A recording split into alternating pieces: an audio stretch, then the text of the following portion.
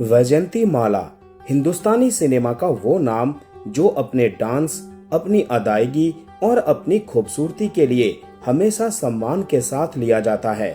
देश की लाखों लड़कियों के लिए प्रेरणा का स्रोत है वैजयंती माला। दक्षिण भारत की वैजयंती ने देश और दुनिया में अपने टैलेंट का डंका बजा दिया था। अनसुना बॉलीवुड आज कहेगा महान वैजयंती माला की कहानी। वैजयंती माला की जिंदगी के बारे में आज काफी कुछ आप और हम जानेंगे। वैजयंती का जन्म 13 अगस्त 1936 को चेन्नई में रहने वाले एक अयंगर ब्राह्मण परिवार में हुआ था। इनके पिता का नाम M.D. रमन और मां का नाम वसुंधरा देवी था। इनकी मां भी अपने जमाने की दिग्गज अदाकारा और नृत्यांगना रह चुकी हैं। 40 के दशक में तमिल फिल्म इंडस्ट्री में वैजयंती की मां वसुंधरा देवी का बड़ा नाम हुआ करता था। चूंकि मां एक प्रख्यात अभिनेत्री थी और अक्सर व्यस्त रहती थी, तो वैजयंती की परवरिश उनकी नानी यादुगरी देवी ने की थी। नानी ने वैजयंती को छोटी सी उम्र से डिसिप्लिन से जीवन जीना सिखाया था। नानी चाहती थी कि वैजयंती को अच्छी तरह से नृत्य सिखाया जाए। वैजयंती की कमर सीधी रहे, इसीलिए उनकी नानी उन्हें बिस्तर की जगह हमेशा एक चटाई पर सुलाया करती थी। छोटी उम्र से ही वैजयंती की नृत्य शिक्षा शुरू कर दी गई थी। स्कूली पढ़ाई के साथ साथ वैजयंती भरतनाट्यम की शिक्षा भी ले रही थी।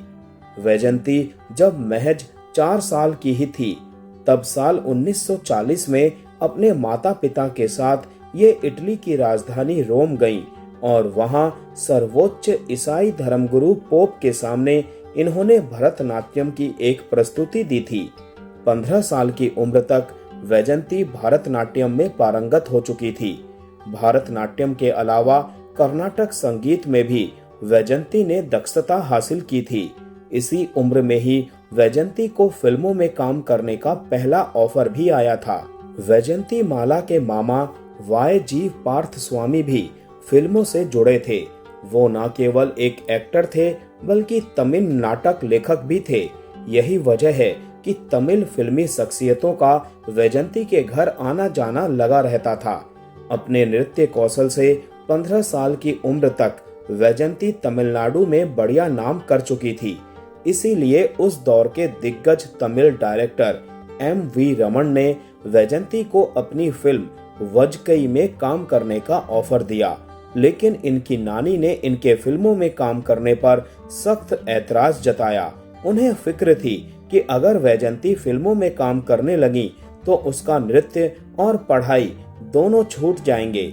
मगर जब डायरेक्टर M.V. रमन ने नानी को भरोसा दिलाया कि फिल्मों में काम करने से वैजयंती की पढ़ाई नहीं छूटेगी और डांस के चलते उनकी लोकप्रियता चौगुनी हो जाएगी, तो नानी ने वैजयंती को फिल्म साइन करने की छूट दे दी। इस तरह साल 1949 में वजकई फिल्म से वैजयंती का फिल्मी सफर शुरू हो गया। अगले साल यानी सन 1950 में वैजयंती माला ने जीविथाम नाम की एक तेलुगु फिल्म में भी काम किया और फिर साल 1951 में आई वो फिल्म जिसने वैजयंती माला को हिंदी सिनेमा में एक जबरदस्त और मजबूत शुरुआत दिला दी। ये फिल्म थी बहार और ये वैजयंती माला की पहली फिल्म वजकई का ही हिंदी रीमेक थी। बहार से मिली सफलता के बाद वैजयंती माला ने अपना ध्यान हिंदी फिल्मों की तरफ लगाना शुरू कर दिया। हालांकि वो दक्षिण भारतीय फिल्मों में भी बराबर काम करती रहीं, लेकिन वैजयंती को ये एहसास हो चुका था कि हिंदी फिल्मों के जरिए वो एक बड़ी ऑडियंस के बीच खुद को स्थापित कर सकेंगी। इसी का नतीजा रहा कि साल 1954 में आई वैजयंती की फिल्म नागिन ने सफलता की एक नई इबारत लिख दी। ये फिल्म उस जमाने में बहुत बड़ी हिट साबित हुई। हिंदी सिनेमा में सफलता हासिल करने के लिए वैजयंती ने हिंदी लिखना और बोलना सीखने के लिए काफी मेहनत की थी। दरअसल वैजयंती चाहती थी कि हिंदी फिल्मों में अपने डायलॉग्स वो खुद ही बोले।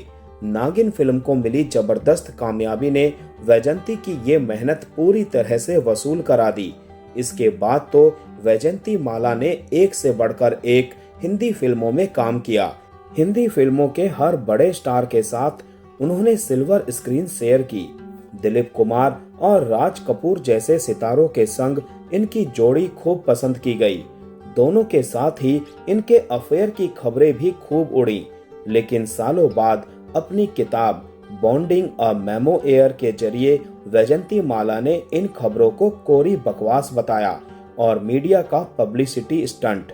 न केवल एक्टिंग बल्कि डांस के जरिए भी ये लोगों का दिल जीत रही थी और केवल शास्त्रीय नृत्य ही नहीं, वेस्टर्न डांस में भी वैजंती बेहद माहिर थीं। साल 1957 में आई फिल्म आशा में इन्होंने वेस्टर्न डांस करके लोगों को चौंका दिया था। इस फिल्म में किशोर कुमार के साथ इनकी कॉमिक केमिस्ट्री भी दर्शकों को काफी पसंद आई थी।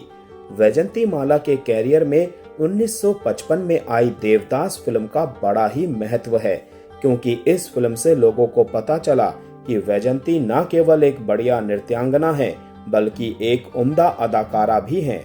इस फिल्म में दिलीप कुमार देवदास बने थे और वैजंती माला ने चंद्रमुखी का किरदार निभाया था।